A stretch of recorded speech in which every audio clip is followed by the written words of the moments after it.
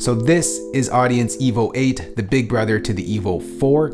It's been highly anticipated. Everyone's been waiting for it. It's here. It's bigger. It's better. Has more pro features, more inputs, more outputs, physically bigger as well. If you're in the market for a new audio interface, I think this one right here should be on your short list. Okay, so inside the box, you get the Audient Evo 8 audio interface with some documentation, and you get a USB-C cable. Now, getting that USB-C cable is a huge bonus because I've opened some more expensive audio interfaces and you did not get that USB-C cable. You had to buy it extra. So it's a nice added touch that's included inside the box. Now, when you're buying a new audio interface in today's market, it's completely changed from what it was maybe 5 years ago, because now you also have to take a look at the software that comes bundled with the hardware itself. Now, I'm not talking about Ableton Live Lite that you get with some interfaces. What I'm talking about is the mixer or the software that controls the interface itself via your computer so that you don't actually have to physically touch the interface. And that plays a huge key role in the interface that you choose to buy. Now, we're going to get back to that in a moment because it shines with the Evo 8 here. But let's take a look at some of the specs of the Evo 8 and then get into the software side of things. So over on the front, you got yourself a line input along with your 2 headphone outputs. Over on the back, you got 4 JFET instrument inputs. That could be an instrument or an XLR. All can be powered by 48 volts of phantom power. Now, if you're connecting the device via USB-C-A, not USB-C-C, you can only use 2 inputs with 48 volts of phantom power, but on USB-C, you get all 4 of them because this is a bus-powered audio interface. And then you got yourself your 4 outputs, so stereo 1 and 2, and stereos 3 and 4, and of course your USB-C connector. Over on the top is where you'll find all of your controls for outputs 1 and 2, outputs 3 and 4, and of course your selectors between all of your inputs. And the big volume knob in the middle is what controls all the volume and the gain on this interface. So the interface also has a lot of smart features as well. For instance, if you hold down one of the outputs, that will automatically mute that output. So you don't have to turn down the volume every time. You can just click and hold, it'll mute that, click it again, and it'll unmute that for you. You can also join the mono pair. So you can create, let's say, instrument 1 and 2 as a stereo pair. So if you just hold those 2 together, it'll join those as well. There's also this smart gain feature right over here, and it allows you to set the input gain level on the instrument easily. Essentially, it does it for you. You don't have to set it manually. Now, the key to this is if you want to use it, you have to make sure that whatever is being inputted into the device is set in a way where it's going to be the exact same when you're actually recording. So for instance, if you're recording a vocalist, get them to sing the same way that they'll sing when they are recording so that the levels will be set correctly on the Evo 8. If they sing, let's say, at a lower level, it's not going to be set correctly. So that's really just the asterisk next to it. Always make sure when you're using the smart gain to input the same level that you'll be using when you're recording. So if you do have a mobile rig setup that is centered around your iPad or iPhone, this will definitely connect to it and work and have all of those same great smart features as well. Now, the only difference between the iOS and your computer is that you're going to get that Evo Mixer software that makes this so good. Now, let's get to that. All right, so this is the Evo Mixer right here. This allows you to control everything on your interface without actually physically touching it. It can all be done virtually here through the Evo Mixer. So you could take that interface, put it on your desk, or just put it somewhere else. You don't even have to look at it. You could just control everything from here. Now, there's a couple ways in which or how this mixer becomes really useful. And I'm going to show you the different ways in which you can use it. First off, you could just use it to set the controls on your interface. So for instance, right now I'm just recording in on line 1. I set my 48 volts of phantom power here. I set my input gain and my headphone mix out. And that's how I have it set up right now. But if, for instance, I was recording something more than just my voice, let's say I had a guitar and I had some stereo microphones set up, I can put that into channels 3 and 4 and then set it up right here, turn on my 48 volts of phantom power, change that from mono to stereo, and now that's a joint stereo pair. And just as you can see, you can set up your interface straight from this mixer.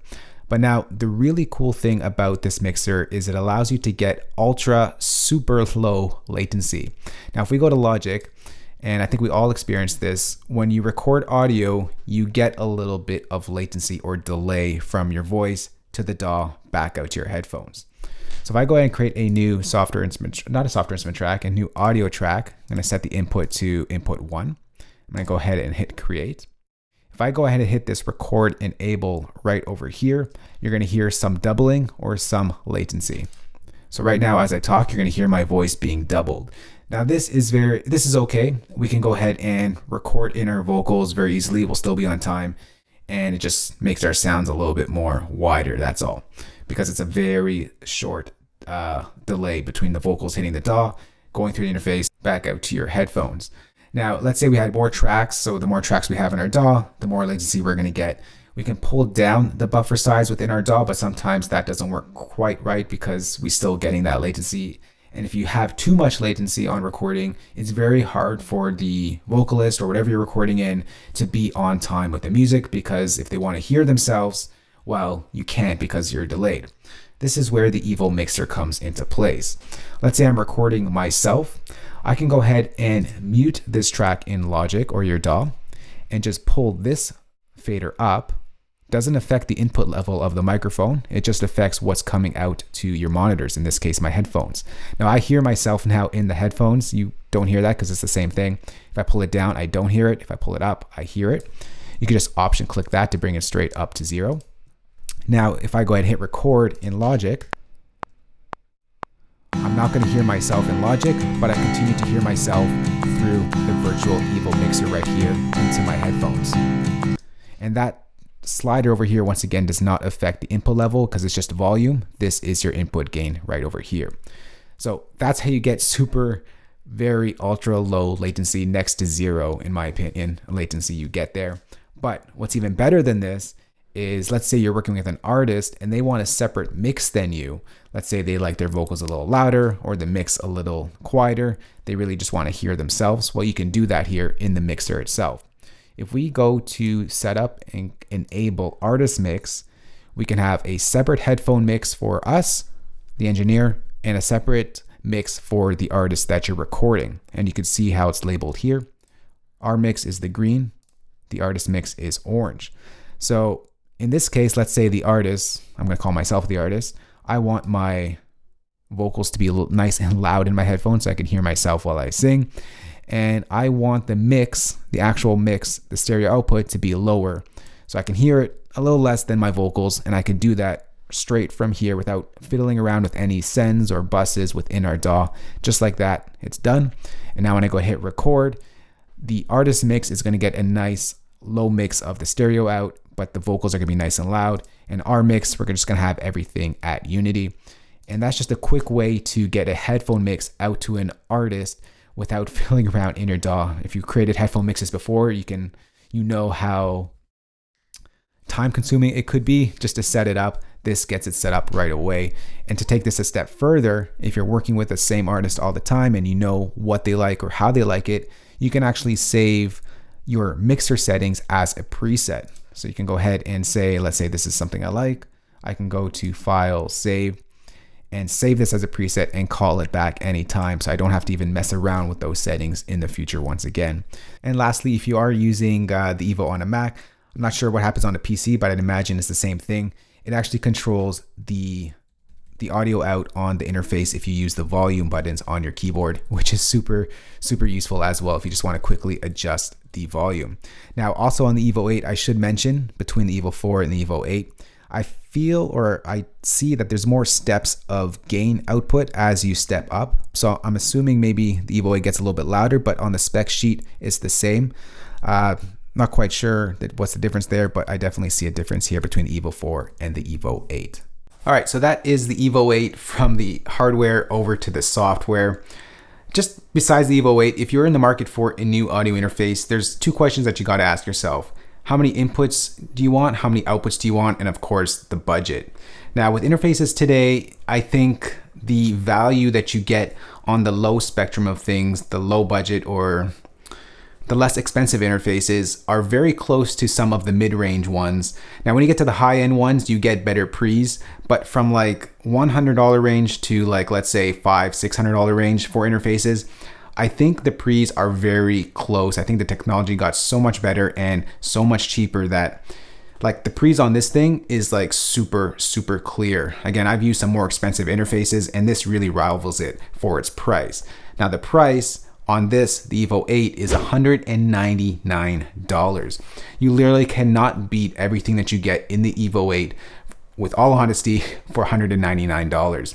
The little brother, the Evo 4, is $129. So you really got to decide, is the $70 worth it to get 2 more inputs and another set of outputs for monitors and for the headphones as well. Now the Evo 8 for me made the workflow a lot better over the Evo 4, simply because they have a smart feature that when your headphones are plugged in, the monitors are automatically muted, and when you unplug the headphones, the monitors come back into play.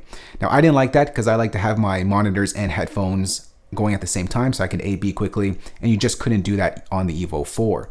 But on the Evo 8, you can put your headphones into the second slot over here, set your 3/4 output to be the same as the main output, and now you can have your monitors and your headphones going at the same time, which is really useful for me personally. And again, if you are in the market for a new interface, ask yourself, how much are you spending? How many inputs do you need? And how many outputs do you need? So this one, for me personally, I personally needed 4 inputs, so this is just enough for me. So I got my vocalist, my instruments, whatever I am feeding into it, usually takes a stereo pair, and 1 track is open for talking head videos like this one. So if you do want to learn more about this, a little bit more specific details on the actual numbers behind all these inputs and outputs and all that, I'll place a link down in the description box below this video. But if you are wondering about my opinion on this device, I actually use it. I really enjoy it. And I choose it over more expensive interfaces because of the ease of use, because of the software that is bundled with the Evo 8. And to me, that makes it very important. I mean, the pre's on this are very clean. They're super clean. And I think once again, for the price, $199, you're getting 4 outputs, 4 inputs, and just the software that comes bundled with it, you're not getting a better deal than with this guy right over here. So if you do have any questions on the Evo 8 or general audio interface questions, ask me down in the comments below. Happy to talk down over there. Happy to answer some of your questions if you're sort of teetering on the fact which interface you should get or how many inputs you need, how many outputs you need. Happy to chat, happy to help you make that hard decision for you. But that's it for me, guys. I hope you enjoyed this video. We'll see you in the next one. Later. Peace. All right, so if you're wondering how this video was recorded, what interface I used to record this video, since I was holding the Evo 8 the whole time, I was recording using the Evo 4 directly plugged into the iPad Pro, and that's what was recording the audio in this video.